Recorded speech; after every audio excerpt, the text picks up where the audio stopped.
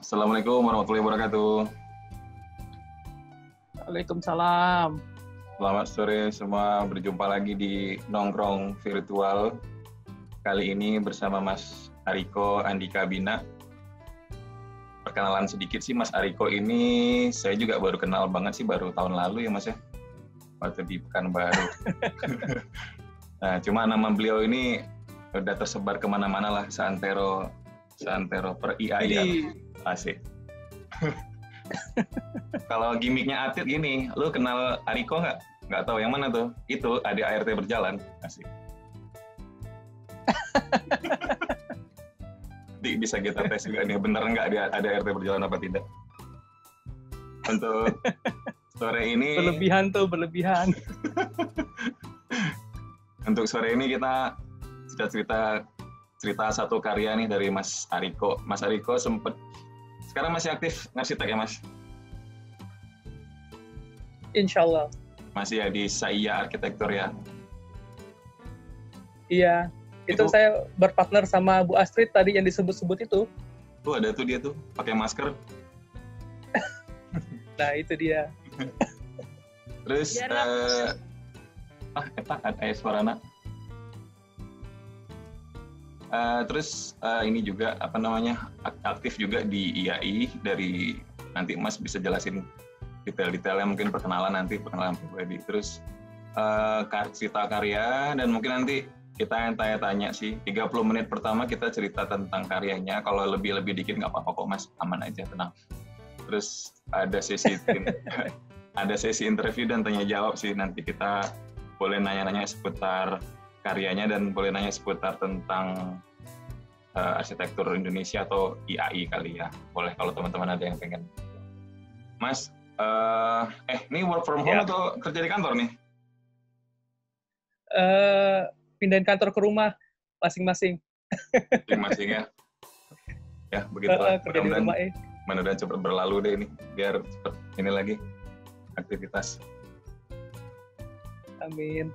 Oke Mas Ariko, waktu dan tempat dipersilakan. Ya, makasih Mas Parlin. Kenal Parlin beberapa waktu lalu. Sebenarnya namanya Parlin justru yang udah kemana-mana, karena saya pikir inisiasi mendiskusikan arsitektur itu kan selalu menjadi inisiasi yang baik ya. Dan Parlin juga memulai inisiasi mendiskusikan itu dengan NBA gitu. Udah ada sebenarnya kita berapa kali ngobrol, punya rencana mau bikin apa gitu ya, tapi belum pernah kejadian. Sampai akhirnya kita lakukan secara virtual ini. Pertemuan kita pertama, lalu kita keliling nyari duren kayaknya ya. Ada 3 tempat toko duren di Pekanbaru yang kita samperin dalam 1 malam. Jadi emang Parlin luar biasa. Walaupun gua nggak makan. Walaupun lo nggak makan, tapi kita nyamperin tiga toko duren. Itu sih. Siap. Selanjutnya gue apa? Nah itu mungkin perkenalannya sama Parlin, tapi kemudian kita kemarin beberapa hari lalu saling menjerumuskan, dan Parlin menjerumuskan, lo sharing karya boleh nggak ya? Bingung soalnya, jadi kita gue ngomongin apa ya gitu. Astrid mungkin malah lebih banyak kerjaannya. Saya ada beberapa kerjaan juga yang kolaborasi sama Astrid. Saya sama Astrid satu kantor. Ada lagi tuh namanya Gaby Fitria itu. Nanti saya mungkin cerita peran beliau dalam proyek yang ini. Akhirnya sampai 10 menit tadi saya masih bingung mau presentasi apa. Akhirnya udah deh mutusin yang kerjaan yang yang lika-likunya bisa jadi sinetron. Kurang lebih gitu. Boleh dilanjutin ya, Lin ya? Lanjut Mas. Oke. Ini mungkin saya share kerjaan kami yang pernah kami lakukan. Ini tim desainnya ketahuan, itu ada namanya, ada Pak Rizal Ismail. Sepertinya beliau yang mendapatkan pekerjaan yang kali pertama. Dan ini juga awalnya di atas namakan bironya beliau, jadi kami hanya membantu sebenarnya. Saya membantu beliau untuk pekerjaan ini. Namun memang Pak Rizal ini lumayan unik karena dalam beberapa pekerjaan saya diberikan kemerdekaan untuk untuk ngulik, kurang lebih begitu. Selain saya ada Mbak Halida Agustini yang juga terlibat dalam proyek ini, dan Mbak Gebi. Mbak Gebi itu ikutan tuh di rasanya ada di daftar penyimak hari ini. Sebenarnya proyeknya nih agak menarik.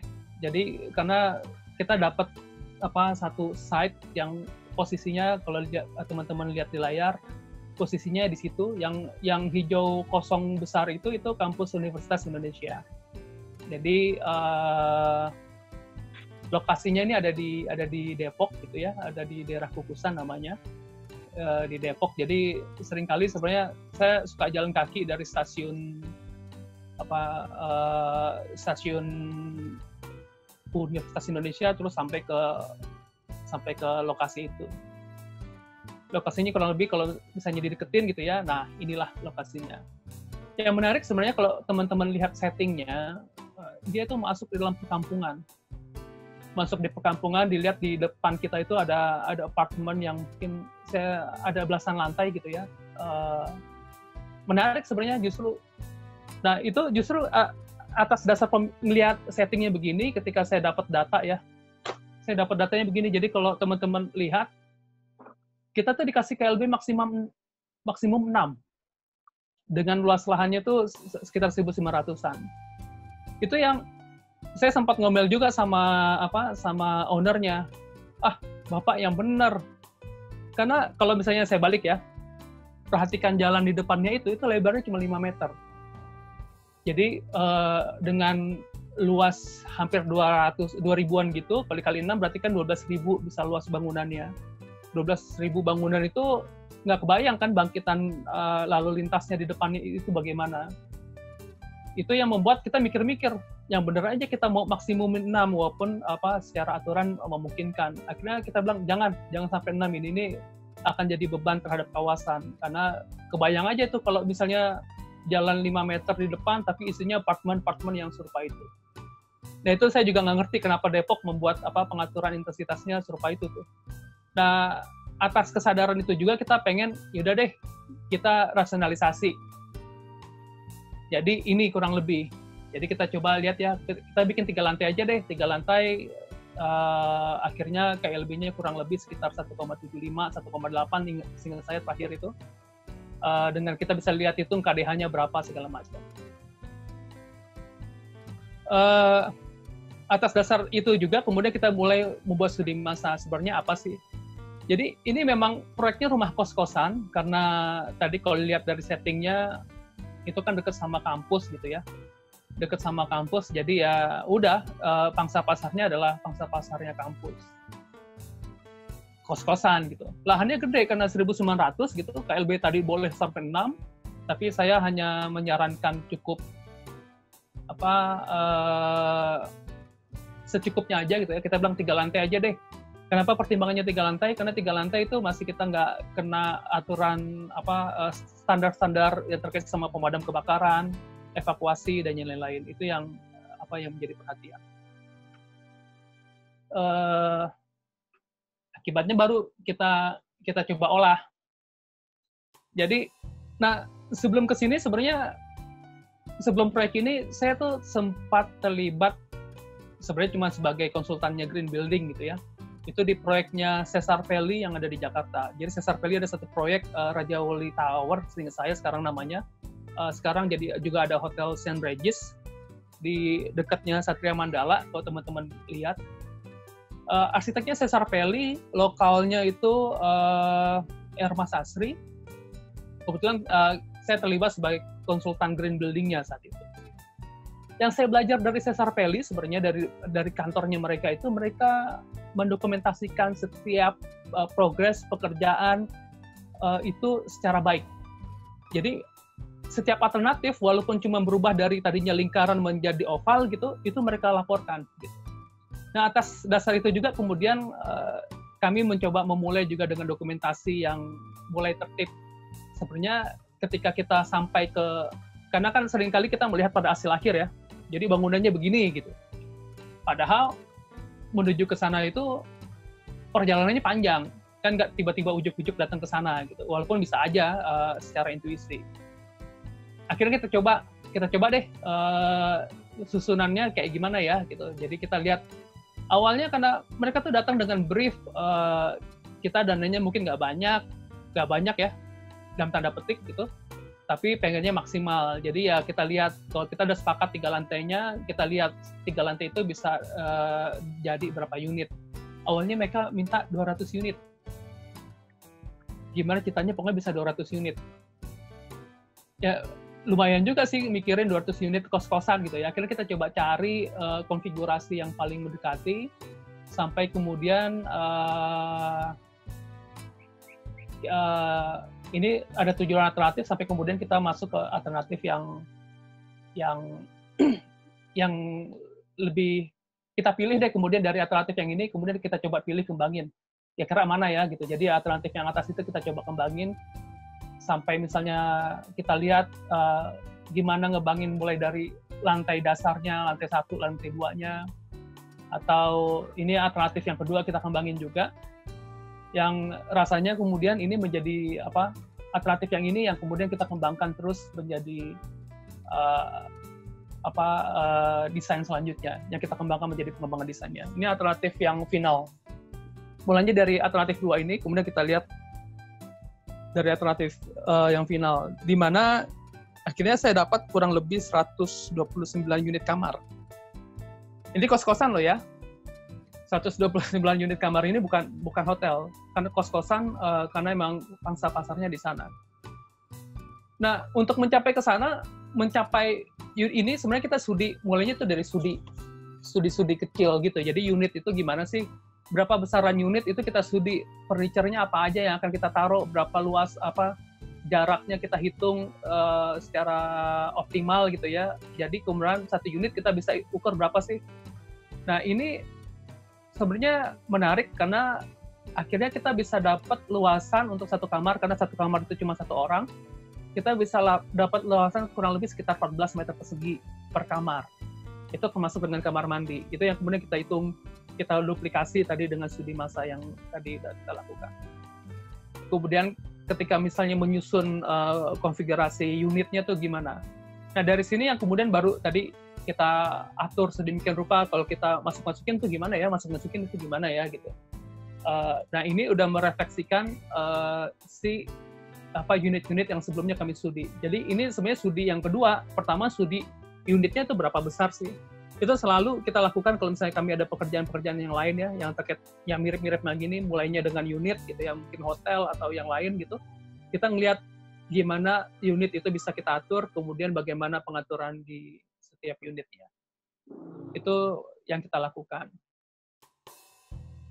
Setelah kemudian kita ngelihat, oke, kita punya gambaran blok masanya begini ya, baru kemudian kami menstudi fasad. Jadi sama, fasad yang kami studi itu kita buat beberapa kali, karena kebetulan saya pribadi punya kegemaran melakukannya secara ritmik gitu ya.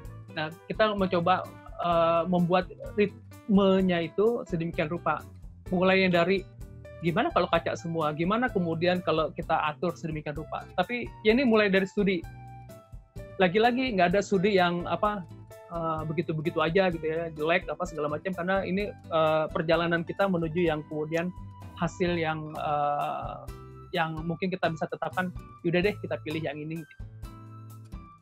Ini studi. Nah, ini studi keduanya gitu. Kita mulai lihat mulai main tension dengan perbedaan tekstur dan warna gitu ya. Jadi kita lihat kalau misalnya dimainin ada yang semen, ada yang dicat dan yang lain-lain itu. Terus gimana ya? Ini mungkin sempat kami pertimbangkan untuk kita pakai gitu ya. Dengan kemudian kita bikin studi-studi yang lain. Lagi-lagi sebenarnya kegemaran membuat sesuatu yang ritmik itu kita coba ulang di beberapa tempat. Ini jadi alternatif yang ketiga. Kalau ritme yang lain gimana ya? Kalau tadi kan mulainya sebenarnya dari jendela gitu. Kalau jendelanya kita buat horizontal gimana? Tapi kalau kita buat vertikal juga bagaimana gitu. Jadi perasaan itu yang kita coba tangkap. Ini sampai kemudian ini bukan yang terakhir, tapi udah mulai cari ritme yang kira-kira lebih matang gitu. Nah ini ritmenya yang kita lihat, ini kayaknya lucu juga kalau seandainya bidang yang maju tadi, yang dimulai dari sini itu, kita mundurin, kita masukin ke dalam, kemudian tapi ada penyeimbangnya dengan yang kalau misalnya teman-teman lihat kursor saya, ada penyeimbang dengan pita-pita yang setiap lantai kita buat itu. Tapi ini kita mikir juga, kayaknya susah ya nanti pertemuan antara modul yang atas sama pertemuan dengan modul yang bawah nih detailnya susah, nanti juga masalah maintenance-nya mungkin akan jadi isu. Kalau di sini ada debu gitu ya, kalau teman-teman perhatikan kursor saya, ada debu, ada ketemu sama air hujan, ada leleran dan lain-lain. Akhirnya kita pertimbangkan, kita buat lebih simple menjadi seperti ini. Jadi ritmenya itu ya udah menurut saja dari atas sampai bawah, ritmenya dari atas sampai bawah itu sama gitu. Jadi nggak setiap lantai beda-beda dan hanya beda-beda, tapi ini kita lihat jadi lebih sama. Nah ini yang ide yang akhirnya kita kembangkan terakhir, ini yang kita pakai. Jadi ini scheme yang kemudian kita kembangkan. Kurang lebih jadi survei ini desainnya. Nah sebenarnya lagi-lagi kan awalnya ya ini ya, nanti kami juga belajar gimana kemudian dinamika yang terjadi sama klien, dinamika termasuk berapa banyak dana yang bisa disiapkan dan yang lain-lain.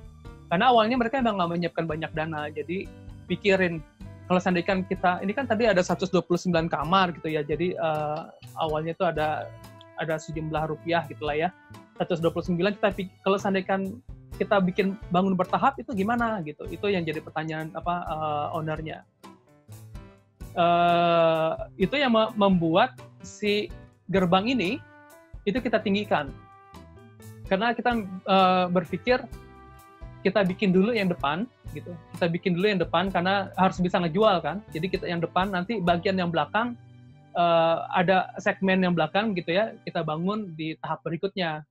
Nah, agar nanti mobil molen bisa masuk, pompa beton bisa masuk, maka ini kita tinggiin. Yang kalau teman-teman perhatikan kursor saya ini, makanya si jalan masuk yang ini nih tinggiin menjadi dua kali lebar kamar, dan ini kita masukin. Lagi-lagi karena pertimbangan biaya gitu ya, kita mikirin apalagi bisa kita lakuin. Yaudah nggak usah dicat. Sampai kemudian, mohon maaf, tinggi antar lantai kita juga kelola sedemikian rupa, karena makin tinggi lantai kan makin biaya, apalagi kalau misalnya luasan satu lantai itu saya lupa, satu lantai itu mungkin ada 1.000 sekian gitu ya, lupa saya. Ini totalnya 3.600-an ya gitu, jadi seharusnya sekitar 1.200-an, sekitar 1.200, 1.300 gitu ya.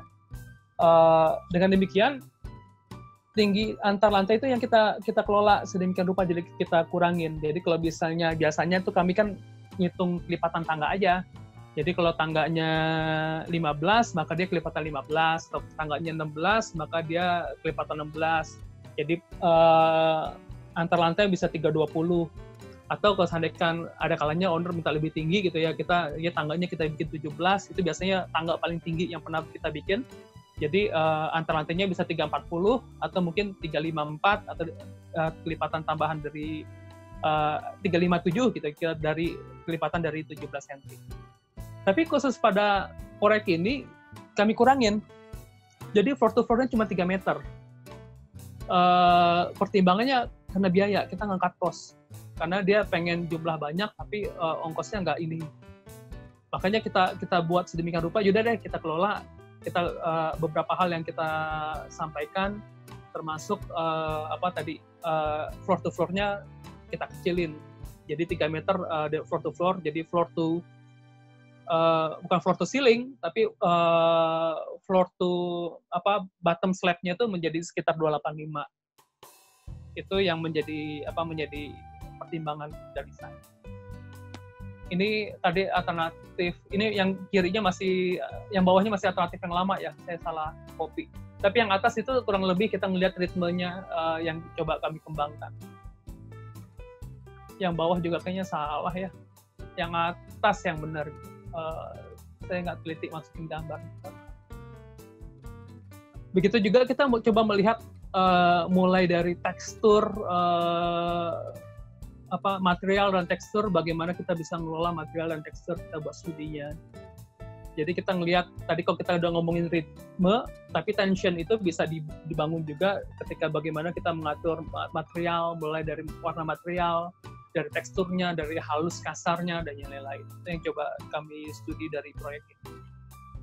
Juga kemudian sebenarnya ada peluang-peluang ketika pemilihan materialnya, kita membuat efek pembayangan pada bagian interior bangunannya. Jadi ini sebenarnya kalau teman-teman perhatikan ya, ini ada di tangga, ada salah satu tangga di depan bangunan ya, yang kemudian kita tutup setinggi 3 lantai itu dengan rooster. Kontraktornya sempat khawatir rooster setinggi itu gimana ceritanya gitu. Akhirnya memang kita sampaikan di gambar kita udah ada, jadi harus ada perkuatan struktur di situ. Tapi gimana ceritanya perkuatan strukturnya nggak kelihatan, nah itu tinggal masalah detail-detail yang coba kita kembangkan. Akhirnya kejadian juga nanti bisa dilihat. Lalu studi bagaimana kita mengatur interiornya tadi, ini studi yang sebenarnya di awal juga sudah kita buat gitu ya. Mulai dari presidennya, mulai ke mood board-nya, kemudian seperti apa. Tapi kemudian ini juga berkaitan sama luasan-luasan yang kita studi di awal. Juga sampai studi kamar mandinya gimana ya gitu. Ini studinya sebenarnya banyak, tapi untuk menghemat slide, jadi saya kurangin slide-nya. Kita studi apa yang mau dipakai, tipenya yang mana, cocoknya bagaimana, sampai keramiknya apa, itu lumayan banyak. Nanti kalau Mbak Gaby bisa cerita atau gimana kemudian kita ngelola kamar mandi itu bisa variannya tuh bisa segambreng gitu ya. Jadi kalau tadi balik ke tata cara Cesar Pelli PCPA melakukan dokumentasi, itu hanya untuk laporan aja itu bisa jadi beratus-ratus halaman. Nah itu mungkin saya pikir itu bagian dari standar kinerja arsitek. Juga kita tentu koordinasi sama tim dengan disiplin lain, kita melihat studi kamar mandinya akan serupa apa, ketika shaft-nya bagaimana. Nah yang jadi menarik, shaft ini kalau teman-teman perhatiin ya, ini nggak kepotong sama balok, karena tim struktur yang terlibat di proyek ini lumayan canggih menurut saya sih. Jadi saya berterima kasih juga namanya Mas Arga gitu ya, lumayan menyenangkan karena pada bagian tertentu, jadi pas lasarnya bangunan ini itu nggak ada balok. Jadi kita ada penebalan gitu seperti flat slab, tapi bukan flat slab. Baloknya menjadi sangat minimal di bagian-bagian tertentu. Tapi bagian lain tetap ada balok seperti umumnya gitu. Jadi desain strukturnya sendiri lumayan intriguing. Ini selalu yang menjadi masalah. Jadi kalau owner nggak datang dengan data yang akurat. Jadi selalu ini kami ada beberapa proyek yang kejadian begini. Dari mulai proyek ya kita udah kasih tahu, tolong dong data topografinya dikerjain dulu biar kita mulainya bisa enak. Nah ternyata ini datangnya belakangan, mereka menunda-nunda, menganggap nggak begitu penting karena merasa gambar berdasarkan surat tanah itu sudah cukup, tapi akhirnya pas cek di topografi nggak sama dong. Jadi ada pergeseran tuh. Yang kami desain sebelumnya itu yang warna biru, kalau teman-teman lihat. Setelah masuk ke topografi ternyata ada banyak tuh yang nggak sinkron. Nah ini kejadian juga sama ada proyek kami di Ambon. Mbak Astrid, Mbak Gaby juga mungkin nanti bisa cerita tuh. Ini ajaib aja, kita udah ngingetin dari awal project, tapi kita diminta untuk jalan terus, dan ketika datang, terpaksa kita banyak yang perlu disesuaikan lagi. Yang terdampak begini, Jadi ada beberapa yang tadinya kita bikin ada, kalau lihat perhatikan kursor saya, bikin taman-taman kering di sini. Ini gara-gara kondisi lahan terakhir jadi nggak mungkin. Akhirnya kita melakukan penyesuaian, mengurangi jumlah unit dan lain-lain. Ini kemudian kita usulan baru penyesuaian dengan hasil topografi yang sudah dilakukan. Kurang lebih gini denah di lantai dasar. Jadi karena ini kos-kosan ya, jadi masuk itu udah ini bagiannya putri, ini bagiannya putra gitu ya. Yang bagian putri udah ditutup sama pintu, jadi putra nggak bisa masuk. Nah, yang ini bagiannya tamu cuma boleh di sini. Nah, di belakang ini, kalau perhatikan kursor saya ya, nah di belakang ini nih bagiannya common area kita sebut. Jadi seperti halnya kalau misalnya di hotel tuh seperti breakfast restoran lah ya gitu. Kurang lebih begini. Nah, kita punya common area di sini, kemudian unit-unit di belakang. Ini yang kita kembangkan. Ini sebenarnya ada yang kita tambahin. Ini bukan denah yang terakhir seingat saya gitu ya. Karena di belakang sini kursor ya gitu. Kalau misalnya dilihat kursor saya, ini nih kita ada tambahan tangga. Karena kita lihat jarak antar tangga itu kan ada standarnya. Jadi kita ngelihat di sini nggak boleh dead end. Jadi di sini harus ada jalur orang untuk evakuasi juga. Jadi ada tangga-tangga lagi di belakang. Ini denah di lantai 3. Nah, ini denah atapnya. Jadi denah atap ini kalau teman-teman perhatiin, kami tuh nggak ingin ada karena ini jualan ya, jadi seringkali tidak ada AC itu menjadi faktor menjual gitu. Akibatnya pertanyaannya kan selalu 129 unit itu berarti 129 outdoor. Belum lagi sama ruang pengelola. Itu di mana kita letakkan. Nah, kami nggak ingin fasad diganggu sama outdoor AC. Jadi kita taruh di atas, jadi kemudian nanti selang AC-nya itu masuk melalui shaft yang diteruskan sampai ke atap. Jadi ini shaft yang diteruskan sampai ke atap, nanti lubang-lubang AC itu bisa masuk melalui situ. Ini kurang lebih studi terakhirnya mengenai bagaimana kamarnya gitu, karena dia sangat pack gitu ya, jadi kompak banget, ruangannya tuh ya segitu aja. Kita ngelihat kebutuhannya berapa sih gitu, karena nggak pengen juga tempat tidur tuh nempel ke dinding kan, sering kebiasaan di banyak kos-kosan, jadi harus ada ruang kiri kanannya gitu. Kemudian gimana kita melihat furniturnya karena biaya juga kita buat dia terbuka, dia bisa gantung tapi masih bisa ada tumpukan pakaian, karena buat mahasiswa lah ya, bukan buat ibu-ibu atau yang sudah berkarir yang pakaiannya koleksinya mungkin lebih banyak dibanding mahasiswa, jadi kita lihat mungkin memadai. Ini kurang lebih impresinya yang coba kita dapat ketika dia masuk dari pintu masuk gitu ya, maka impresinya kurang lebih seperti ini. Nah, yang jadi isu juga sepanjang perjalanan ya. Nah, ini yang saya bilang dinamika owner dalam hal penganggaran. Tiba-tiba mereka ada anggaran baru dong. Terus mikir, bisa nggak ini kita buat bunk bed? Jadi pertanyaannya bunk bed itu maksudnya tempat tidur yang bersusun itu. Ya kita kan floor-to-floornya cuma 3 meter, nggak mungkin lah ya kita bikin bunk bed, baru bangun tidur nanti baru ngangkat kepala udah ketidur sama balok atau ketidur sama plat lantai di atasnya.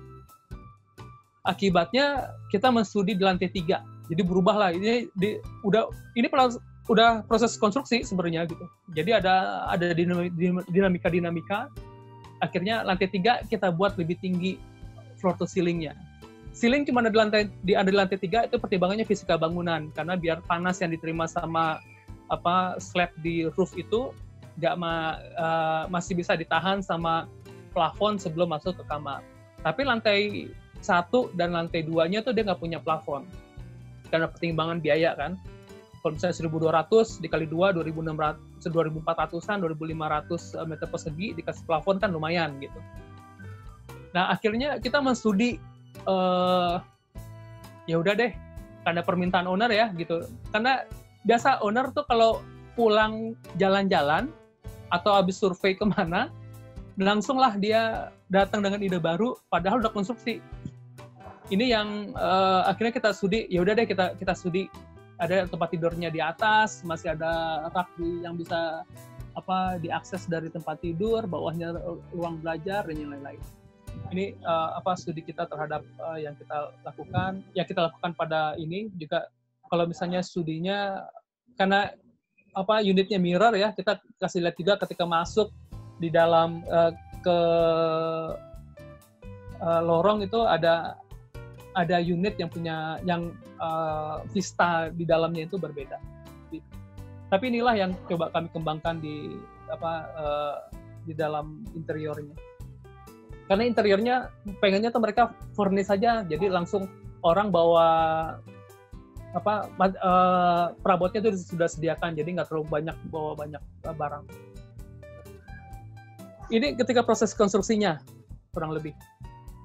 Jadi tadi ini yang saya cerita yang rooster yang kita buat tinggi. Jadi kalau misalnya teman-teman sempat nge-zoom bagian ini, akan dilihat ada beberapa modul, kelihatan modulnya, yang dimana di dalamnya itu ada perkuatan rangka-rangka baja, rangka-rangka besi yang menjadi tempat dia nempel si rooster itu. Ini ketika terbangun, ya ini yang kalau misalnya dilihat ya, kalau di kursor saya, ini ruang tamunya, ruang tamu cuma boleh di sini, ini ruang pengelola, sisanya udah kamar-kamar. Ini yang kalau teman-teman cek lihat ya, nah ini yang jadi lebih tinggi, kita tinggiin naik ke atas.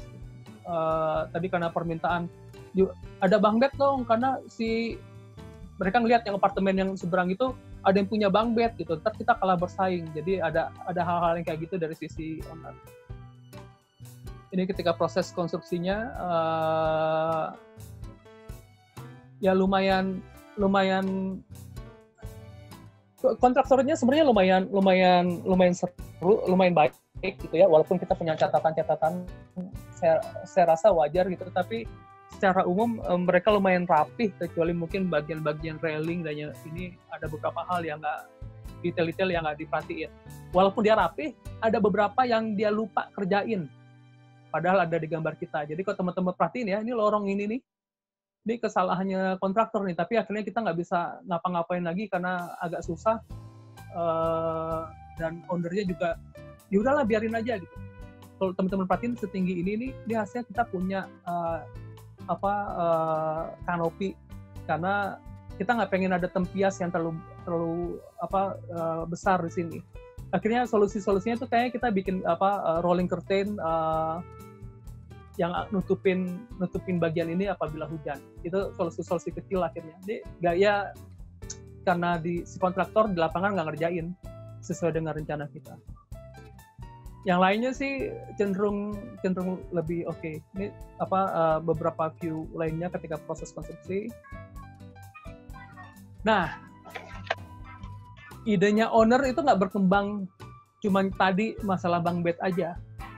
Sampai kemudian ini kalau kan awalnya memang kita coba semen aja karena masalah biaya, terus mereka minta mau dicat. Terus kalau dicat nanti kok monoton ya.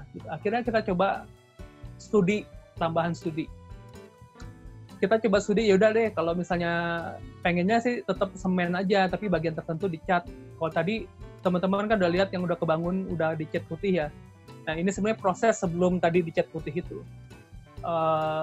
Awalnya sebenarnya semen karena kerjaannya lumayan rapih gitu ya, semen renderan semen itu juga lumayan bagus yang dilakukan sama kontraktor. Tapi ya sudah dilakukan karena owner ada kalanya kasih instruksi lapangan gitu ya, saya nggak tahu dan udah kejadian, ya udahlah. Akhirnya kita coba buat studi juga gimana mengelola fasad itu sedemikian rupa. Mulai dari permainan warna, lagi-lagi mencoba ritmik gitu ya. Kalau Ini kalau misalnya dari depannya kurang lebih seperti ini, atau mulai bermain-main dengan mural, mainnya dengan ritmik juga, tapi atau muralnya ada beda tone, lagi juga kembali dia ritmik juga. Saya menyukai banyak hal yang ritmik gitu ya. Beda tone yang tetap misalnya warna, tapi punya dua konsep yang berbeda, tapi kita lihat mural. Nah kemudian owner lebih ke sini sih. Kita coba render, kurang lebih ini yang kita usulin ke owner. Terus kita cari artisnya. Nah artisnya ternyata nggak sesuai harapan. Nanti hasil akhirnya saya kasih lihat di foto-foto aja. Karena ada banyak catatan terhadap artis mural kita ini, termasuk kemudian yang kami cukup lumayan wanti-wanti adalah muralnya jangan ngambil gambar dari internet, karena dia harus membuat karyanya sendiri. Itu ada beberapa tuh yang kita kritik, akhirnya kita paksa mereka untuk membuat karya sketsa mereka sendiri sebelum dijadiin. Hasilnya nggak benar-benar yang kita mau, tapi ya nanti teman-teman bisa nilai sendiri. Ini kurang lebih interior di area pengelolanya gitu.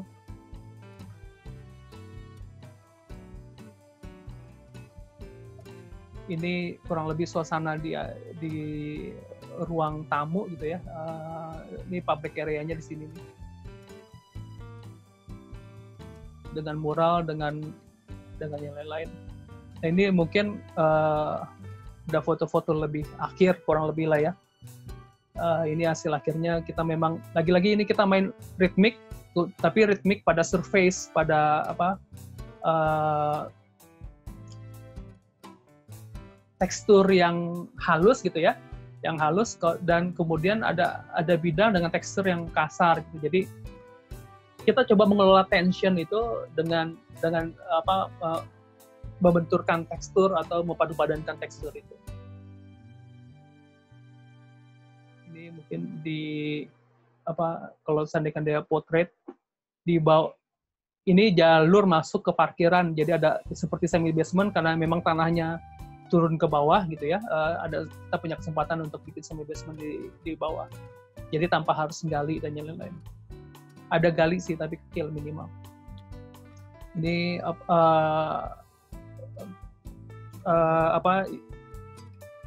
taman-taman di dalam gitu ya, di antara unit. Jadi sebenarnya kalau teman-teman perhatiin, karena kita nggak pengen jendela sama jendela ketemu gitu ya.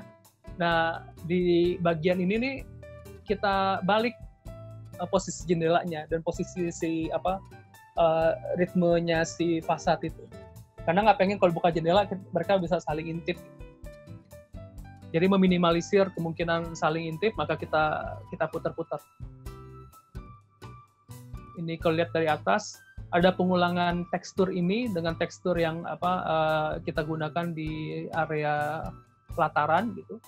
Walaupun kemudian ada tambahan-tambahan lubang-lubang utility di sini yang ya jadi isu sih sebenarnya, dia detail-detailnya jadi nggak kekontrol di bagian ini. Ini kurang lebih juga kita ngelihat pembayangan di dalam yang gara-gara si rooster ini juga tadi courtyard yang di antara dua sayap itu. Jadi ada teman-teman di dalam. Ini kurang lebih tampilan di samping gitu. Jadi ini agak panjang dan dia ritmik. Lagi-lagi sih saya mau mengulang kata-kata ritmik.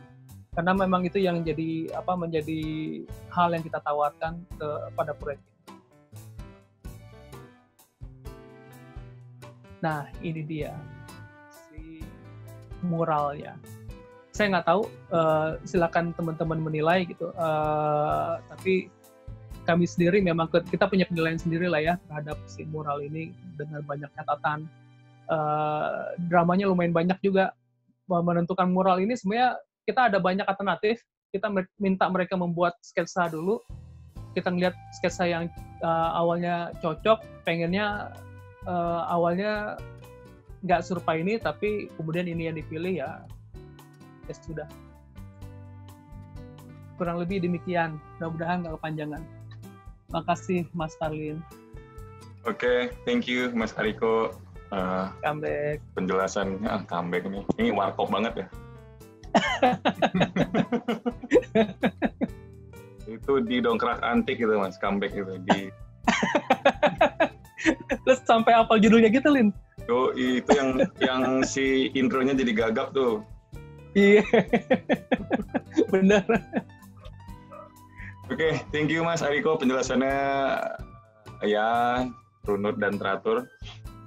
Kalau gue sih banyak sih, ada beberapa pertanyaan. Nah, tapi gue kasih kesempatan buat teman-teman lain dulu. Cuma gue kasih 2 cara sih, kalau ada teman-teman yang pengen langsung tanya, boleh langsung unmute aja, langsung tanya.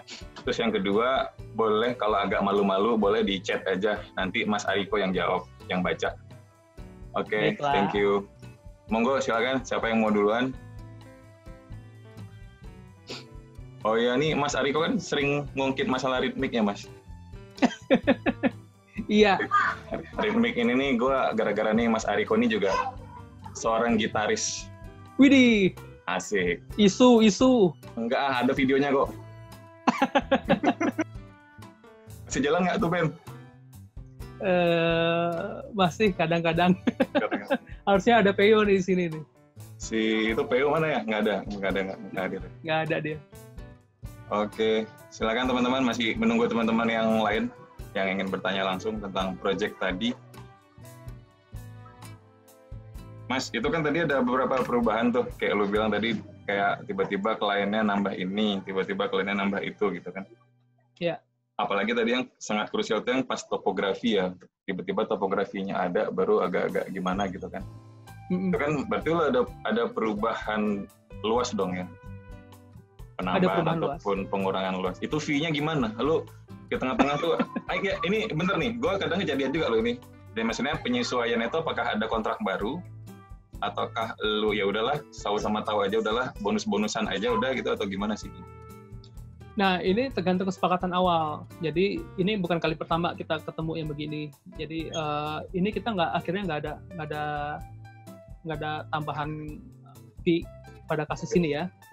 Ada proyek kami yang lain juga nggak ada tambahan fee karena sistem kontrak yang kita sepakati di awal itu fixed lump sum. Jadi, nah ini mungkin menjadi catatan juga untuk teman-teman ketika misalnya membuat kontrak dengan klien gitu ya. Itu tipe kontraknya apa? Karena kalau fixed lump sum, kalau ada perubahan itu dikunci apa enggak? Karena kalau di kontrak nggak dikunci, maka sebenarnya klien bisa aja punya hak untuk membuat revisi. Makanya seharusnya di kontrak itu bisa diatur gitu ya, berapa kali perubahan, berapa kali revisi, dan ketika misalnya melebihi, apakah ada fee tambahan.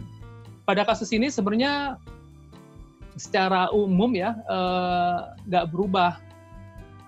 Ini juga sebenarnya udah kita ingetin di awal, karena pengen topografi itu data penting lah ya. Nah, seringkali banyak di kasus kami gitu ya, dalam hal pengalaman kami itu ada beberapa klien yang nggak begitu melihat penting di awal. Karena nanti kan Anda bisa ngelakuin gitu. Itu data topografi bukan menjadi kewajiban arsitek untuk menyediakan. Tapi kita dapat data itu dari owner, menjadi dasar kita untuk merancang. Itu yang kejadian. Ada nih, kita satu lagi project udah setahun kita kerjain, udah mau jadi gambar lelang, data topografinya masuk, berubah dong. Nah, itu yang kejadiannya sih. Kemarin juga kejadian sih, ada teman sih ya, terus tiba-tiba pas di awal-awal cuma sekian doang luasnya, yaudah fee-nya sekian doang gitu kan. Tiba-tiba pas perjalanan, nambah gitu kan. Nah itu tuh ya apakah ada di kontrak kita atau apakah bisa dibikin di kontrak, misalnya nanti ada penambahan ataupun pengurangan, dia bisa disesuaikan gitu kan. Kalau ya kami memang ada beberapa kontrak yang sistemnya, basisnya tuh ada penambahan kerja tambah kurang. Jadi kalau ada penambahan kita hitung. Tapi kasus yang proyek ini memang kita nggak hitung dengan berbagai pertimbangan gitu. Tuh Lin, lu kapan potong rambut Lin? Kemarin Mas, jadi Wis. gara-gara ini nih, males keluar kan, jadi udahlah beli alat cukur aja 150.000. Cukur sendiri. Mas Abadi itu mau nanya apaan sih? Malu-malu. Ini belum ada yang nanya nih. Saya Arsitektur, ada IG-nya nggak sih? Gue mau follow. Ada. Itu yang tanggung jawab, itu namanya partner gue yang satu lagi tuh. Ada tuh dia tuh di situ. Armen Ilyas. Oh, Mas Armen ya. Ini timnya Mas Ariko ya, Armen, Mbak Astrid juga ya? Iya, sama satu lagi Mbak Gaby mana tadi? Tadi gue lihat. Ada kok tuh dia. Aduh, ini ada yang nanya nih, Mas. Ya. Tuh, Dani Hermawan tuh. Widih, Bogel. Nah, itu juga Gel. Jadi kalau misalnya tadi pertanyaannya kan, kalau dipadu sama asosiasi bisa nggak ya? Itu yang kita mau bangun. Itu yang kita mau bangun. Jadi bangun bersama-sama sistemnya kontrak. Jadi saya ngambil contoh ya. Darmala itu siapa? Kok kita zoom terus? Wisma Darmala siapa Gel? Ayo. Kok gue jadi lupa? Porudov. Soalnya dia kan parametrik sebelum zamannya Bogel main parametrik. Porudov udah main parametrik. Porudov itu ada beberapa bangunannya di Indonesia kan. Jadi ada yang Darmala dan satu lagi yang di Surabaya. Nah, yang menarik sebenarnya ketika gue sempat ngobrol sama pemiliknya Intiland yang punya Wisma Darmala itu. Jadi dia cerita kalau Porudov itu kontraknya tuh pakai kontrak standarnya AIA. Ada logo AIA-nya tuh di dalam kontraknya. Nah, itu juga yang sebenarnya dalam kepengurusan ini tuh kita mau coba samanya. Waktu itu saya sama Mas Ju, kita diskusi dengan beberapa teman-teman, dengan pengurus yang lain, juga kita sempat ngedatengin diskusi dengan beberapa lawyer gitu ya. Kalau kita bikin standar kontrak IAI, gimana? Tentu standar kontraknya bisa gitu. Kita udah bikin panduannya juga. Dalam kontrak di asosiasi itu kita udah bikin panduannya apa-apa aja. Tapi yang lebih lanjut sebenarnya gini, kalau seandainya ada dispute karena kontrak itu, apakah lawyer yang kita hire dari asosiasi gitu ya, dari IAI, itu bisa ngebantu teman-teman yang menggunakan kontrak dengan logo IAI. Itu yang mau kita kembangin sebenarnya. Gitu. Jadi apabila nggak ingin terjadi, tapi kan tentu teman-teman mungkin sekali dua bisa ngelihat beberapa teman yang mungkin ada dalam hubungan kerjanya ada yang terkait dengan masalah hukum, maka apakah IAI bisa ngebantu? Itu sih. Menuju mudah-mudahan kita bisa selesaiin. Kalau misalnya Bogel kan beberapa kali ke Jakarta bisa ikut gabung sumbang pikiran, juga teman-teman yang lain mungkin nggak harus di Jakarta sih, karena rasanya dengan medium infrastruktur yang kita punya sekarang, percakapan bisa dilakukan di mana aja. Ini aja kita ngopi, tapi masing-masing. Kopi lu mana, Lin? Ada, Mas. Gitu. Mas, itu ada pertanyaan lagi tuh, Mas, sebenarnya.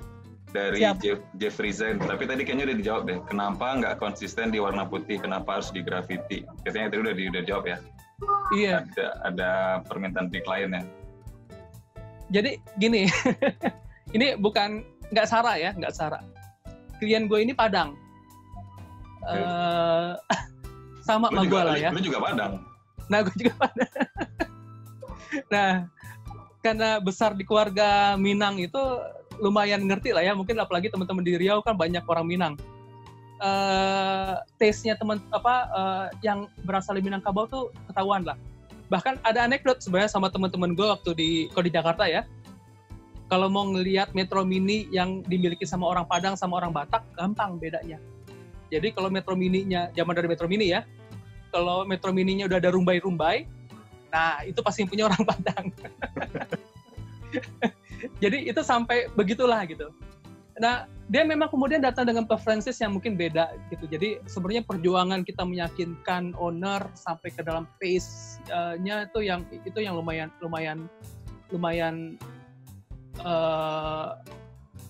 lumayan tricky gitu. Nah, fasad itu sebenarnya salah satu solusi yang kita ajukan ketika kemudian kalau kita minimalisir cat, tapi kita bikin tension. Jadi another tension di depan. Dengan metode yang kita gunakan adalah menggunakan mural.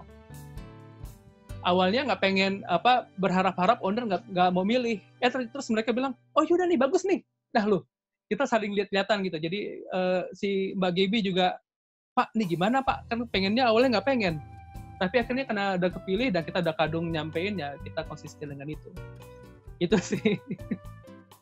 Berarti antara nggak sengaja juga kali ya, tapi gitulah. Ya, menurut gue desain itu proses. Jadi itu yang mungkin akhirnya dari satu project ke project lain kita ngelihat bahwa yang kita kejar memang bukan output gitu, karena proses gitu ya. Jadi ya mau nggak mau kita harus menikmati proses itu bagian dari desain. Gitu. Mas Hariko, ya. Itu katanya dapat salam dari Pak Sahirwan Malang. Siap, salam balik buat komandan di Malang. Pak Sahirwan itu ketua IAI wilayah Malang. Malang ya. Kepilih kali kedua. Salam kembali Pak Abadi. Insya Allah nanti saya ketemu Pak Sahirwan. Pak Sahirwan juga terlibat waktu di Lombok itu ada beberapa bantuan atas nama IAI Malang dan seingat saya Media Group ya. Jadi beliau yang lumayan heboh cawe-cawe di bantuan IAI untuk Lombok ketika Lombok gempa beberapa waktu lalu. Ya.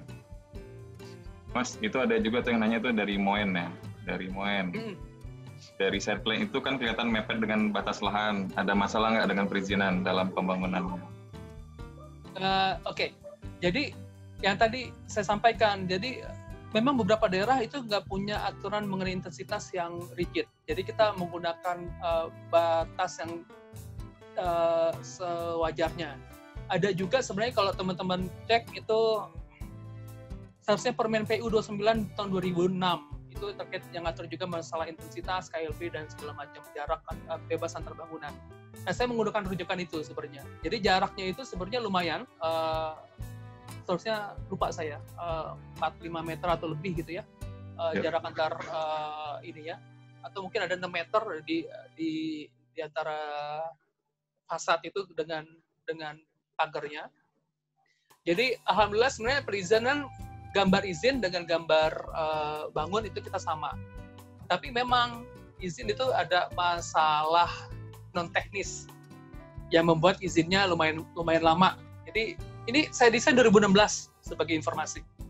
Kami desain 2016 baru selesai kemarin. Jadi yang lama justru nungguin izinnya keluar. Karena kita nggak bangun sebelum IMB-nya keluar. Ya. Gitu. Yang bikin pengurus IAI gitu, kalau ngelanggar peraturan ngaco dong. Nah, tapi nanti gue cerita sedikit ya, tapi mungkin terakhir gue ceritain. Akhirnya ada beberapa hal lah gitu ya, yang membuat gue, nah nanti deh. Mas, itu ada pertanyaan bagus tuh dari Mas Jovianto. Treatment fasad terhadap itu, barat timur, utara selatan, kok mirip-mirip ya fasadnya gitu. Iya nih, aduh, kalau Mas Jovi yang nanya, ngeri Mas Jovi, seingat saya lagi dokter atau S2 mengenai fisika bangunan di Gunadarma. Dokter ya Mas? S3 ya? Seingat saya S2-nya udah selesai, S3-nya yang lagi jalan. Jadi kalau Mas Jovi yang nanya, saya agak khawatir jawabnya harus benar. Memang treatment fasadnya sama Mas di dalam setiap orientasi.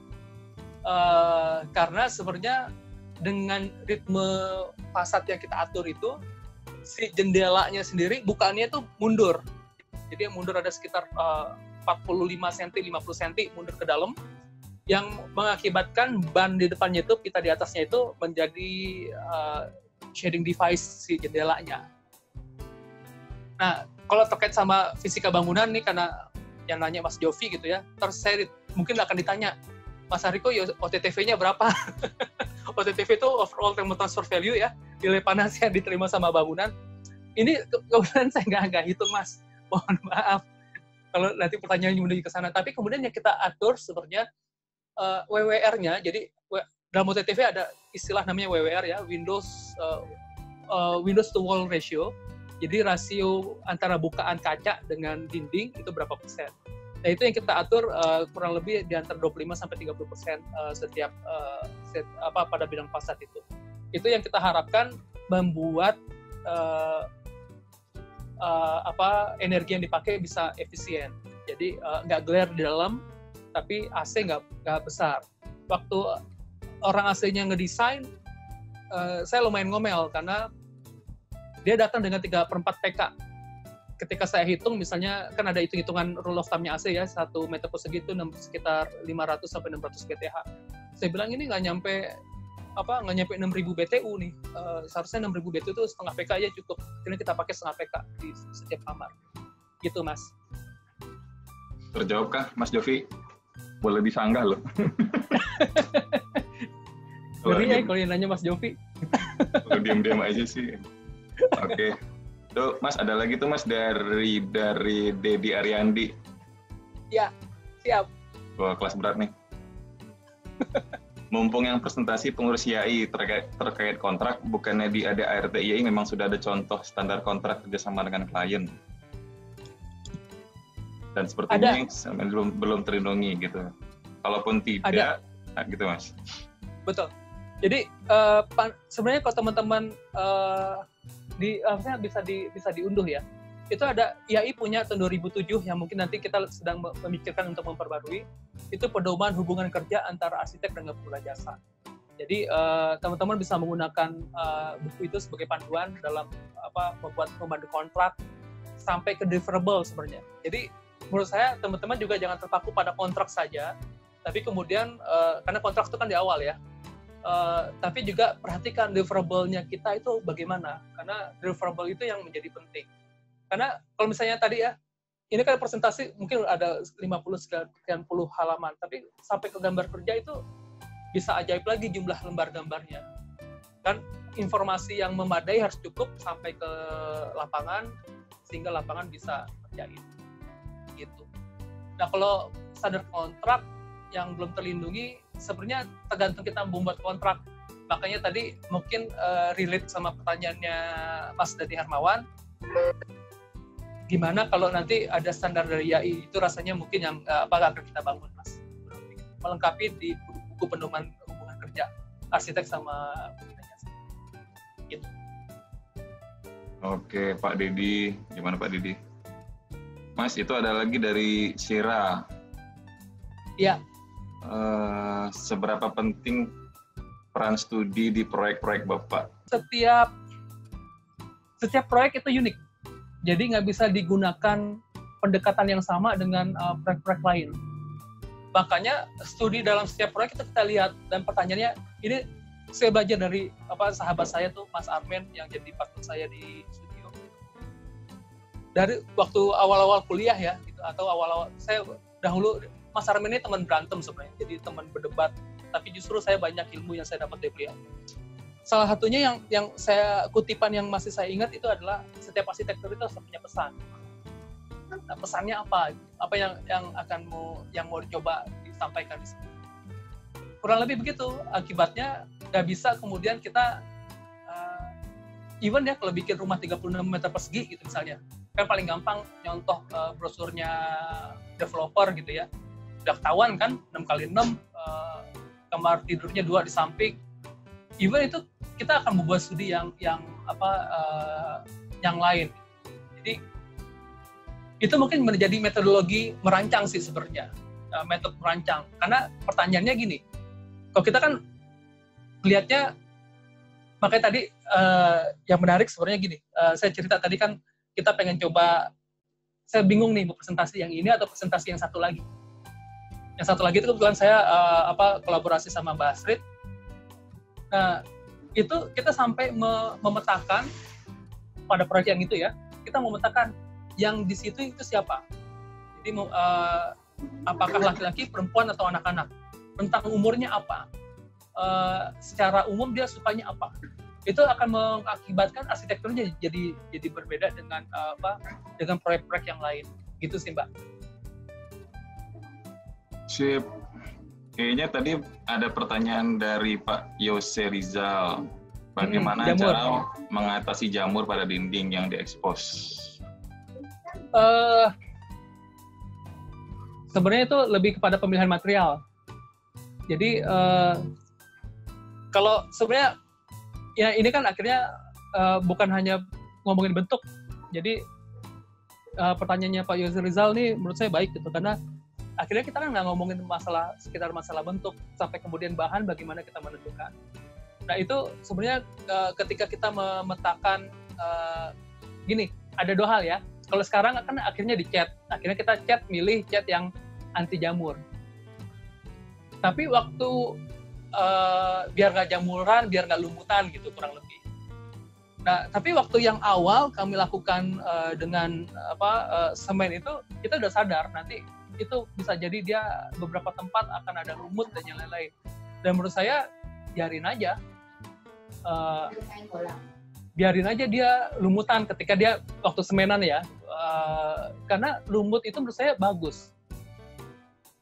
Lumut juga bisa jadi bioindikator bahwa kualitas udara di sana apakah baik atau bagus. Jadi kalau ada lumut justru sebenarnya itu bioindikator kualitas udaranya bagus. Nah, tapi ya ketika dicat akhirnya kita milih catnya yang ada semi akriliknya, emang seperti cat-cat untuk luar yang dia nggak gampang ditumbuhi jamur. Itu Pak Jose. Siap. Mudah-mudahan menjawab. Mas, itu tadi kayaknya pertanyaan kedua Pak Dedi, kayaknya ada yang belum terjawab deh. Bagaimana perlindungan asosiasi pada proses kerja dan hasil kerja arsitek sebelum tahap sign kontrak? Jadi sebelum sign kontrak itu udah ada beberapa desain. Nah, ini yang sebenarnya kita lihat Pak Dedi. Kalau sebelum kontrak, justru ini yang mungkin teman-teman perlu sadari. Kalau kami biasanya sebelum kontrak ngerjain. Karena belum ada pengikatan. Nah, itu yang menjadi sulit sebenarnya. Jadi, kalaupun misalnya ini satu asosiasi kan, tentu asosiasi nggak bisa mengikat kepada kliennya Pak Dedi, gitu. Tapi bisa mengikat kepada anggotanya. Yang bisa mengikat ketika dia menjadi hubungan perdata gitu ya, kontrak, maka bisa dibawa ke jalur hukum perdata. Kalau sudah diatur dalam kontrak. Tapi kalau nggak ada kan sebenarnya nggak ada pengikatan, Pak. Nah itu yang menjadi sulit. Kalau menurut saya sebelum ada kontrak minimal adalah minta SPK. Karena tanpa itu sebenarnya kita nggak punya dasar untuk mengerjakan.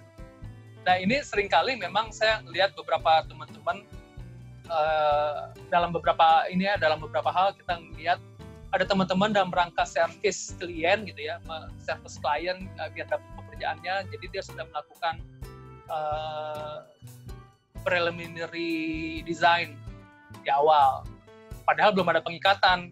Nah itu yang mungkin sulit. Kita pengennya lagi cari-cari cara juga Pak, tapi sementara sih memang nggak sulit kalau belum ada pengikatan. Belum ada perjanjian kan? Kalau misalnya saya berjanji dengan Pak Dedi gitu, saya jadi kliennya, Pak Dedi jadi arsiteknya, kemudian Pak Dedi udah bikin segala macam, terus ke saya, terus gambarnya sudah saya terima, tapi Pak Dedi kita nggak jadi ya. Entah kapan tiba-tiba bangunannya terjadi. Nah itu yang sulit kalau kita nggak ada kontrak. Dan kami juga menyarankan kalau belum ada kontrak, belum ada SPK, jangan pernah menyerahkan gambar dalam bentuk apapun. Gitu Pak.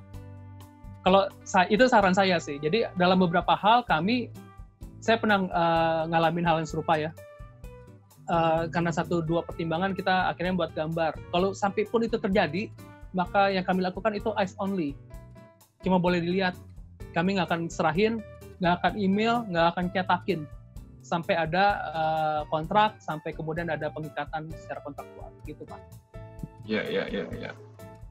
Itu masalah juga sih Mas untuk beberapa arsitek atau yang teman-teman misalnya yang baru mulai buka gitu kan. Udah deh, gambar dulu aja, masa kontrak-kontrakan kan baru mulai nih kantornya, gitu kan. Betul.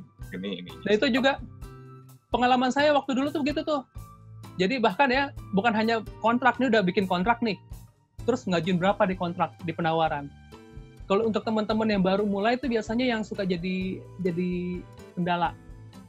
Jadi misalnya kalau sekarang mungkin underprice gitu ya, misalnya bilanglah Rp100, padahal biasanya kalau misalnya ngikutin standar IAI misalnya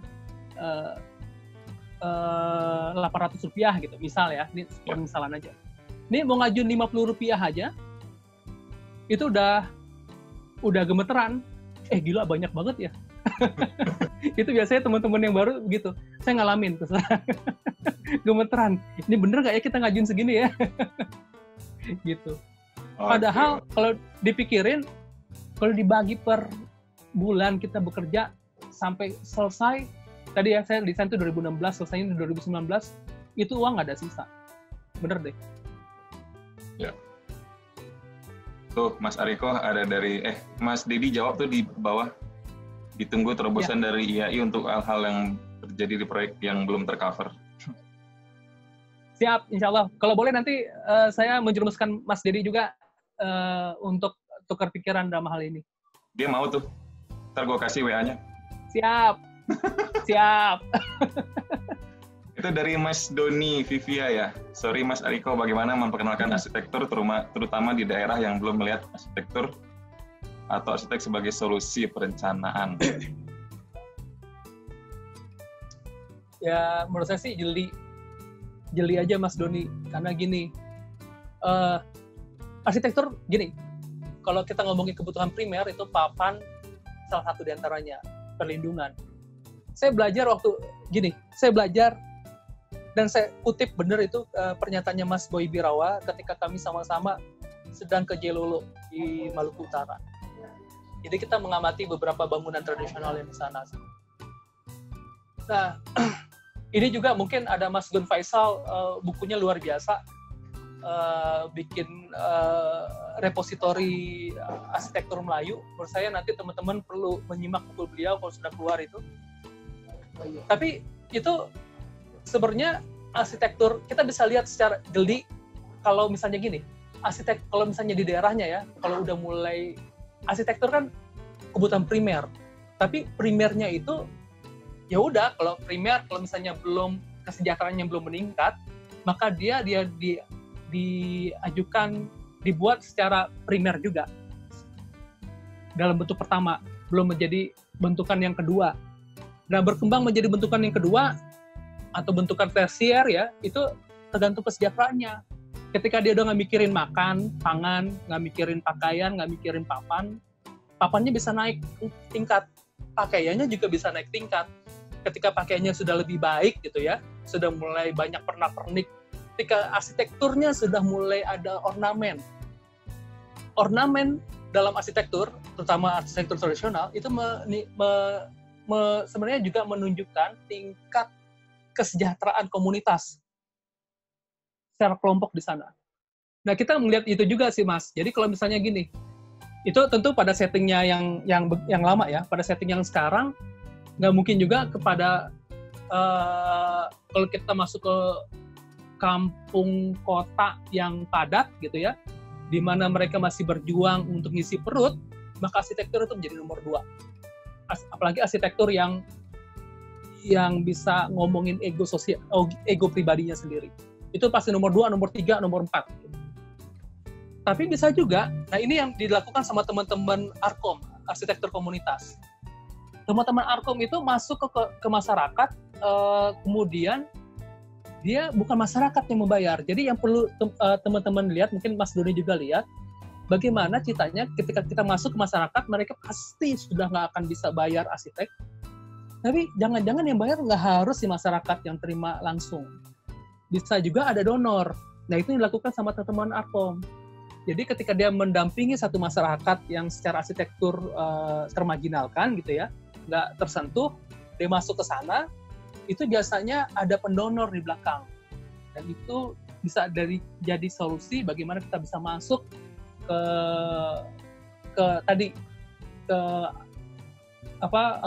memperkenalkan arsitektur pada komunitas yang mungkin belum melihat arsitektur sebagai solusi.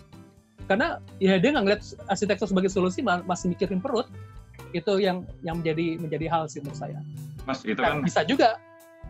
itu ada nggak kaitannya dengan entah itu asosiasi, entah itu komunitas arsitekturnya yang belum mempromosikan atau mempublikasikan arsitektur sih, biar dia jadi istilahnya jadi terbiasa sih di masyarakat gitu ya, arsitektur itu.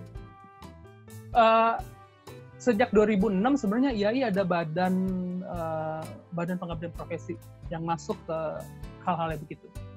Di Jakarta juga masuk ke begitu, juga mengadvokasi gusuran gitu ya. Jadi nggak selamanya kita ngeliat gusuran itu jadi masalah. Kemudian itu yang kejadian sih sebenarnya. IAI juga dalam beberapa hal kita melakukan itu. Jadi nggak harus kemudian si masyarakatnya yang bayar, tapi kemudian ada pendonor yang membiayai. Itu kejadian. Mas ya. Mas Doni nih, apakah ini mungkin dari karya Mas sendiri bisa kok Mas mempromosikan arsitektur, misalnya entah dari postingan Instagram atau Facebook. Tapi gue tertarik nih, Mas Ari, kok mumpung ada yang ngomongin masalah publikasi dan promosi nih. Asik. Iya. Nah, maksud gue mau nanya nih, ini kan arsitek dan studionya kan bisa juga jadi sarana promosi arsitektur nih.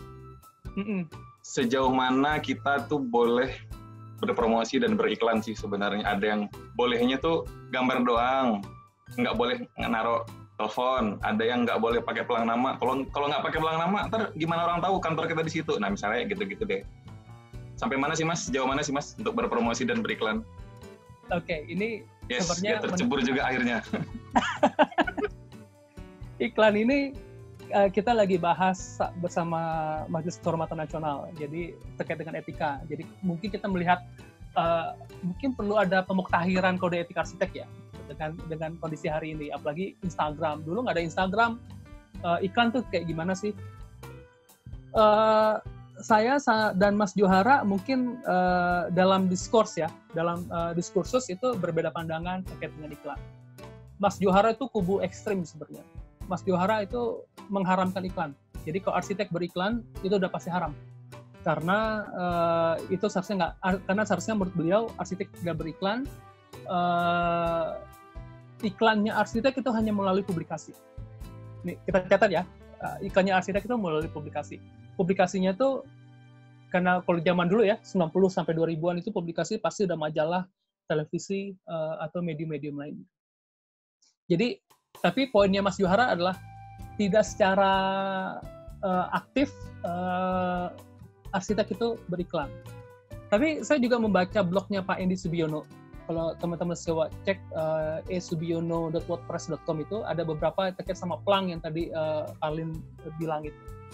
Dan kalau misalnya teman-teman sempat membaca kode etik dan kaidah tata laku arsitek yang buku merahnya IAI itu, sebenarnya nggak ada larangan beriklan.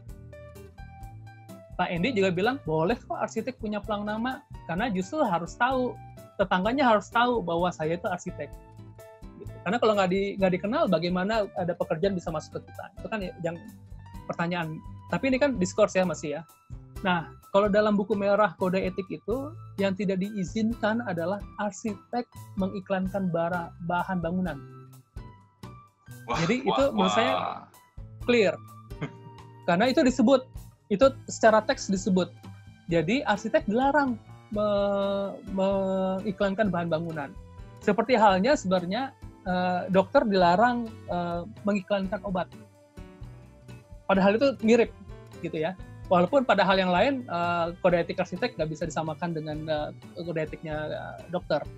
Ada ranah-ranah yang berbeda. Nah, saya melihat sebenarnya tapi kan kemudian zaman berubah ya. Kalau dahulu masuk TV itu jadi hal. Jadi kalau Mas Parlin zaman kecil masuk TV, saya yakin itu baru minggu depan atau 2 minggu lagi akan muncul. Sebelum Mas Parlin muncul di TV, Mas Parlin udah mandi untuk nonton dirinya sendiri. Karena nggak banyak orang punya kesempatan masuk TV. Masalah akses menuju TV. Nah, ini menariknya kalau misalnya kita lihat YouTube waktu awal-awalnya YouTube itu kan dia punya tagline yang sebenarnya kalau teman-teman masih ingat ya, tagline-nya itu broadcast yourself. Hari ini tuh begitu. Hari ini begitu, kita bisa membroadcast diri kita sendiri, punya podcast, mau pakai Instagram kayak, mau pakai YouTube kayak, atau medium yang lain, kita bisa aksesnya semua orang punya untuk mempromosikan dirinya sendiri. Nah, itu yang saya lihat gitu. Saya lihat sebenarnya nggak ada masalah arsitek beriklan, kalau menurut saya. Tapi, nah tadi kalau kode etik nyebutnya pertama nggak boleh iklan bahan bangunan. Kalau dia mengiklankan bahwa dia aja arsitek, boleh kalau menurut saya. Tapi Mas Johara almarhum waktu itu berpandangan berbeda. Makanya kemudian kita sepakat kita akan membahas ini menjadi mengkaji kembali kode etik arsitek. Tapi yang sekarang yang masih tertulis, yang sementara masih kita pegang sama-sama, selain tadi bahan bangunan, yang tidak boleh adalah memberikan informasi yang menyesatkan. Jadi misalnya, pilihlah saya, Parlin, arsitek terbaik. Nah, arsitek terbaik itu ada dua hal tuh yang bisa kita kuliti dari situ. Pertama, memberikan informasi yang menyesatkan. Karena siapa yang menyebutkan Mas Parlin sebagai arsitek terbaik? Itu yang pertama. Yang kedua, ada hal mengenai etika kesejawatan. Karena kita sejawat ya. Nah, nanti mungkin saya cerita sedikit mengenai persaingan antar arsitek. Karena sejawat, maka kita tuh setara. Jadi kalau saya bilang saya terbaik, maka sejawat saya tidak lebih baik dari saya. Maka itu sebenarnya tidak dalam rangka menghormati sejawatnya. Jadi itu kata-kata yang dihindari. Termasuk kemudian menyebutkan paling murah. Nah, itu tidak berarti dia tidak menghargai profesinya sebagai arsitek. Itu pelanggaran kode etik. Jadi justru norma-normanya yang coba kita kelola sedemikian rupa, jangan sampai menyesatkan. Dia paling murah. Karena kalau Prof. Sandi almarhum dulu pernah bilang gini, kalau Anda menyebutkan Anda arsitek dengan honorarium paling murah, sebenarnya Anda sedang menzolimi rekan sejawat Anda. Karena dia mencoba menghargai profesinya dengan yang selayaknya. Sedangkan Anda menjatuhkan penghargaan itu. Itu yang kurang lebih pernah disampaikan Prof. Sandi. Gitu. Nah, karena sejawat, sebenarnya nggak ada persaingan arsitek loh, Mas Parlin, secara langsung. Setidaknya ini yang kejadian sama saya gitu. Karena saya sama Mas Parlin belum tentu bisa jadi kita bersaing, enggak. Ada kalanya mungkin Mas Parlin akan share proyek ke saya atau sebaliknya. Justru kolaborasi antar arsitek itu yang menjadi penguat. Nah, studio kami itu kurang lebih begitu. Jadi kalau dilihat kerjaan studio kami itu lebih banyak kolaborasinya sebenarnya dibanding hal-hal yang kita lihat. Oh, ini kan kita bersaing. Nggak gitu, kita sejawat sih sebenarnya. Berarti boleh dong, Mas? Kalau menurut saya boleh, selama tidak menyesatkan. Dan tidak bahan dengan bangunan. Ini ya, tidak menyesatkan, tidak menghilangkan bahan bangunan dan material gitu ya? Iya, tidak menyesatkan, tidak menyebut harganya paling murah dan segala macam. Nah, bisa aja disebut, misalnya saya Parlin arsitek, ini contoh karya saya. Nah, itu kan menurut saya fair. Ya. Di Instagram gitu ya, ini contoh boleh, karya saya begini. Itu boleh-boleh aja kan, Mas? Menurut saya. Iya. Misalnya nih Dani Hermawan disuruh jadi bintang iklan untuk salah satu laser cut gitu. Nah, itu tuh gimana tuh? Dan kontraknya lumayan gede tuh. Nah, itu yang jadi hal. Benar, itu yang jadi hal. Jadi, ini contoh doang loh, Gel. Contoh doang kok. Tapi itu menarik, Dan. Menarik, Gel. Gue bagelan lagi. Bogel. Itu menarik menurut gue, karena ada ranah-ranah yang masih abu-abu. Jadi kalau misalnya alat gimana? Kalau printer gimana? Hari ini sih memang yang dibatasi secara strict adalah bahan bangunan. Karena itu akan mempengaruhi penilaian kita pakai bahan bangunan itu penilaiannya apa sih? Karena kita di-endorse sama dia, atau apa karena kebutuhan proyek? Nah, itu yang perlu dilihat. Sama halnya ketika dokter membuat prescription obat, gitu ya, membuat resep obat. Itu yang perlu dilihat. Makanya bahan bangunan nggak boleh. Tapi printer gimana? Menurut saya abu-abu.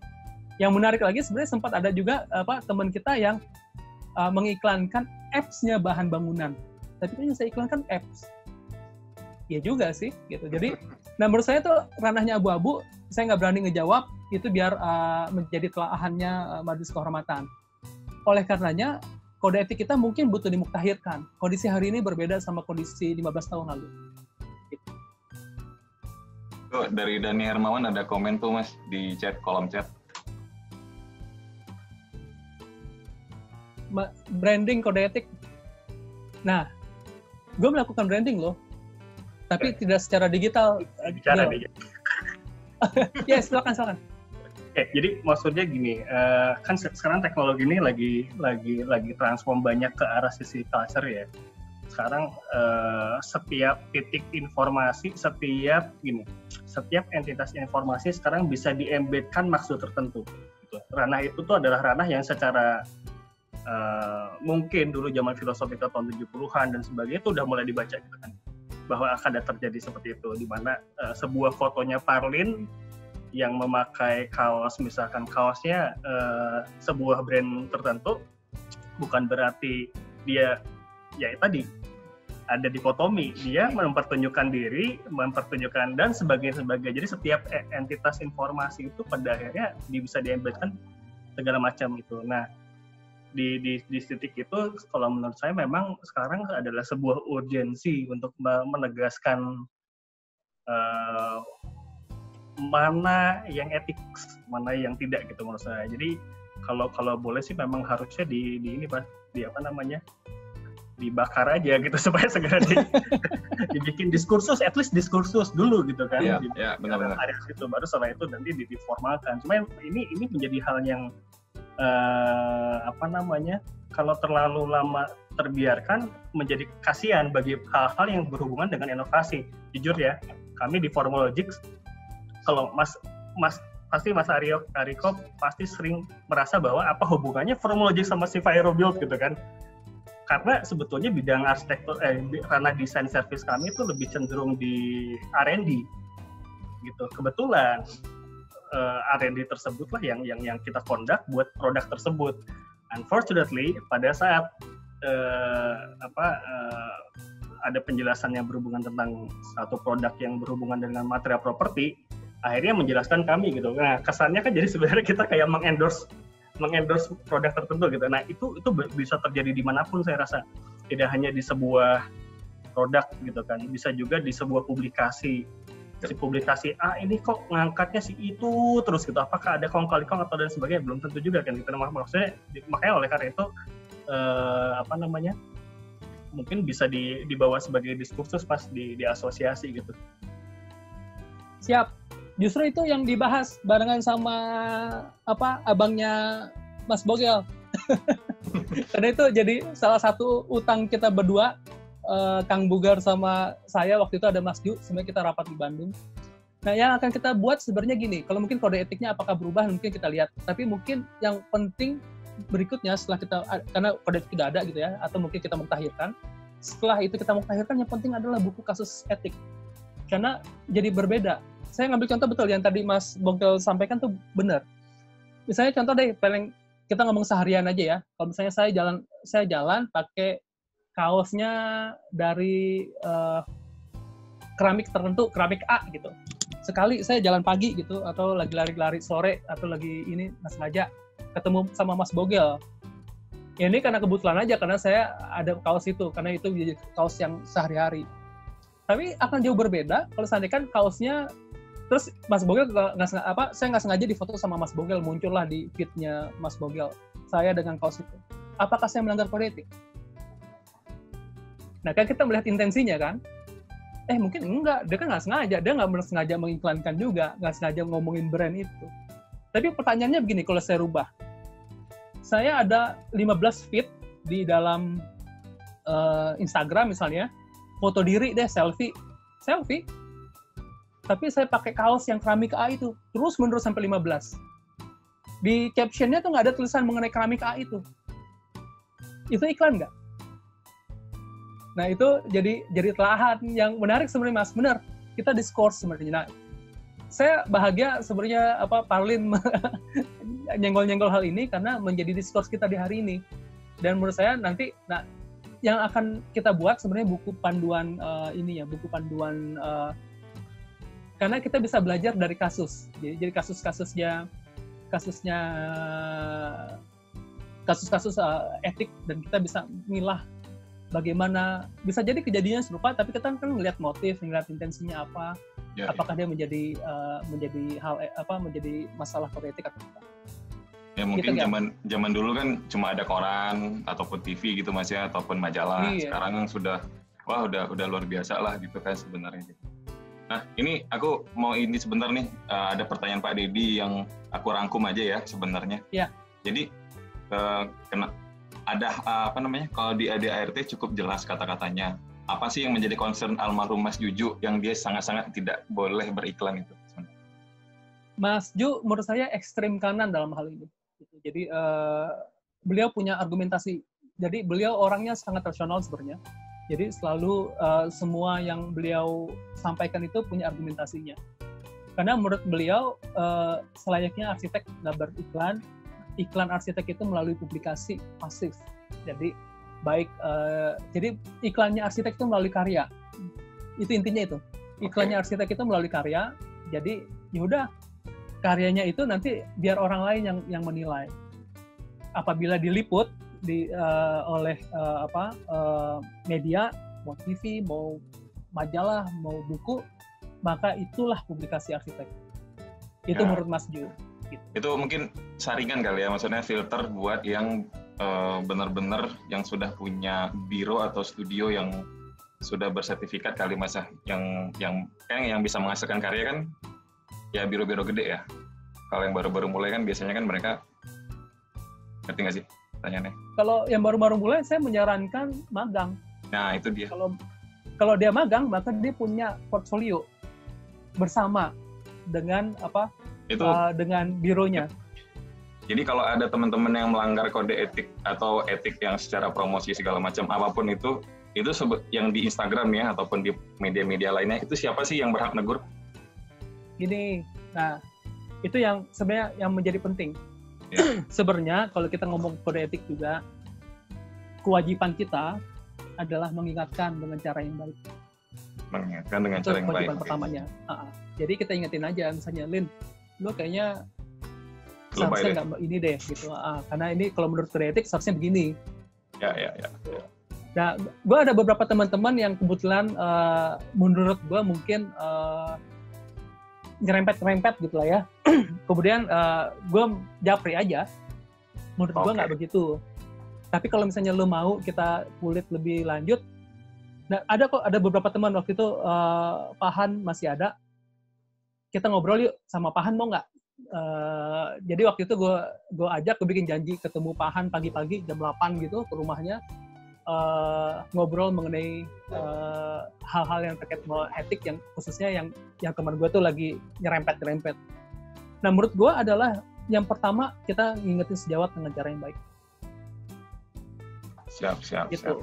Tapi kalau kemudian berlanjut, menurut gue itu menjadi kewajibannya organisasi untuk mengingatkan, mungkin melalui perangkat organisasi, Majelis Kehormatan Provinsi kah, Majelis Kehormatan gitulah. Siap. Oke deh, Mas, gue kasih deh satu pertanyaan terakhir nih buat teman-teman, siapa yang mau sebelum kita tutup. Soalnya ini temanya makin menarik ke bawah. Banget. Jadi tadi ada saran dari Pak Yose, katanya kalau moralnya kasih warna dasar Minangkabau aja. Karena orang Padang. Iya. Saya cuma nanti khawatir kita disangka Jerman lagi, beda negara. Yoi. Cuma beda vertikal horizontal doang itu. Oke, kalau tidak ada lagi yang ingin bertanya, kita sudahi dulu sampai segini. Terima kasih. Mas Ariko, terima kasih banyak. Buat teman-teman lain juga terima kasih. Thank you nih Mas. Kita tadi malah nggak banyak bahas desain, tapi sebenarnya soalnya udah oke aja sih sebenarnya. Ntar. Ada yang manggil, ada yang dadah, kira-kira ada pertanyaan baru. Iseng emang tuh, jadi kalau teman gue paling iseng itu namanya Armin Ilyas. Thank you semua yang sudah datang. Ada siapa ya? Gue sapa salah satu deh. Mas Armen, Mbak Astrid, Mas Bagus, Mbak Katarina, Maheswardita, Dani Hermawan, Dani Alexander, Dedi, Mbak Dian, Doni, Gun Faisal, Indra, Jeffrey Zen, Mas Jovi, Mbak Maharani, Murni, Sera, Mas Welby, dan Mas Ariko juga ada handphonenya 2 nih. Dua aplikasi. Mas Ariko, thank you banyak. Terima kasih atas sharingnya sore ini. Semoga bermanfaat buat teman-teman yang masih mau ingin bertanya tentang tadi, ya boleh langsung hubungin aja Mas Ariko. Ada kok ininya, Instagramnya. Lo ada Instagram kan Mas? Ada. Andika Bina ya kalau nggak salah gue ya? Siap. Benar. Andika Bina. Sip. Terima kasih. Selamat sore semuanya. Assalamualaikum warahmatullahi wabarakatuh. Waalaikumsalam.